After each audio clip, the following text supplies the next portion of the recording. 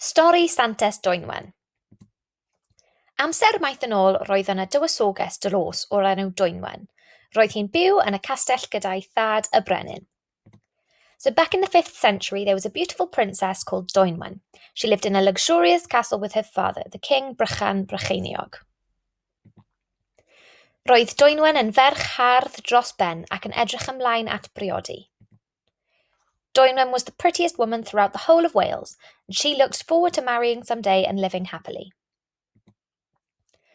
Trefnodd ei thad, Brenin Brychan-Brycheiniog, iddi briodi tywysog pwysig. "I look forward to you marrying my Dwynwen, your highness," agreed the king. He had arranged for Dwynwen to marry a fine prince. Dwynwen was heartbroken when she found out because she didn't want to marry the prince. Ond roedd Dwynwen wedi syrthio mewn cariad gyda dyn ifanc tlawd o'r enw Meilon.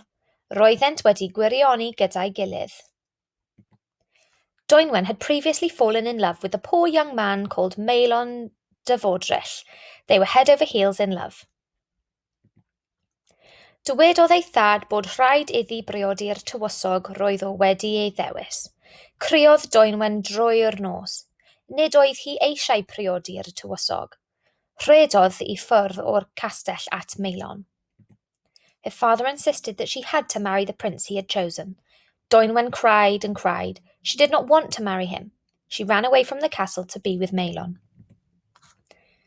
Gwylltiodd Meilon pan glywodd y newyddion a dwedodd wrthi nad oedd o eisiau ei gweld hi byth eto. "I never want to see you again, Dwynwen," Meilon shouted, full of rage, as she would not defy her father and marry him instead. Torrodd Dwynwen ei chalon a rhedodd i'r goedwig I weiddio ar dduw. Roedd hi mor drist. Dwynwen was heartbroken and she ran into the forest. There, in the darkness of the forest, Dwynwen prayed to feel better. Dwynwen had never felt so unhappy before. Ar ôl y holl grio, eisteddodd Dwynwen o dan goeden a syrthiodd I gysgu. Gwelodd angel yn ei breuddwyd a diod ym mhob llaw. In the silence of the forest, Dwynwen lay on the cold floor and fell into a deep sleep. In her sleep, she dreamt that a kind angel suddenly appeared from nowhere, holding a drink in each hand. Rhoddodd yr angel un ddiod I Meilon ac fe ddrod yn dalp o rew. Dyma ei gosb am fod yn gas.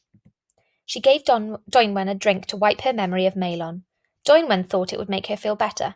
To her surprise, the drink turned Meilon into a block of ice. This was his punishment for treating Dwynwen so badly. Rhoddodd yr angel y ddiod arall I Dwynwen a chafodd 3 dymuniad.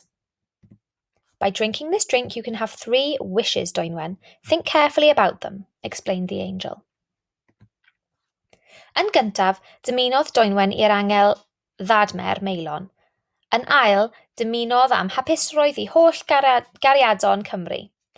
Ei dymuniad olaf oedd gwneud yn siŵr na fyddai hi byth eisiau priodi. Her first choice was easy. She wished for Meilon to thaw from his block of ice. Then she thought about how unlucky she had been in love, and she wished for happiness and love for all the people in Wales. Her last wish was that she would never fall in love or marry, as she never wanted to feel so hurt again. Daeth y 3 dymuniad yn wir, a phenderfynodd Dwynwen ei bod hi eisiau bod yn lleian. Edrychodd ar ôl holl gariadon Cymru. Dwynwen's 3 wishes came true, and from that day onwards she devoted her life to God as a nun. One day, whilst she was sailing around the coast of Wales, she found land. This was Santes Island. She settled here and built a church. Many broken-hearted people are said to have visited her here. Adeiladwyd eglwys ar Ynys Llanddwyn yn Niwbwrch, Ynys Môn. Cofion am Dwynwen ar Ionawr yr 15 fel nawddsant cariadon Cymru. Since then, thousands of people have visited Llanddwyn Island every year on St. Dwynwen's Day, January the 25th. They pray to her, asking her to care for hearts that have been broken, to heal the sick and weak, and to help people who need strength.